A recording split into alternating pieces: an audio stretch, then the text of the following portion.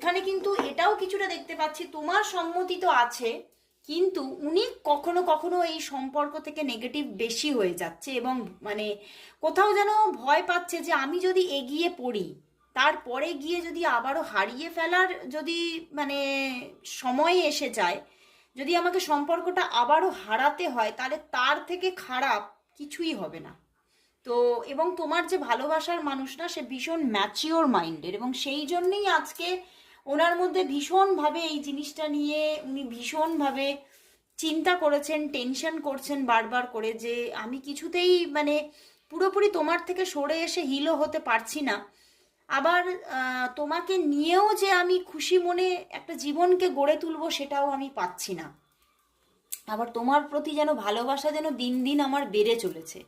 আমি তোমার প্রতি যে একটা ভালোবাসা, সেখান থেকে নিজের মুখটাকে কিছুতেই ঘুরিয়ে নিতে পারছি না।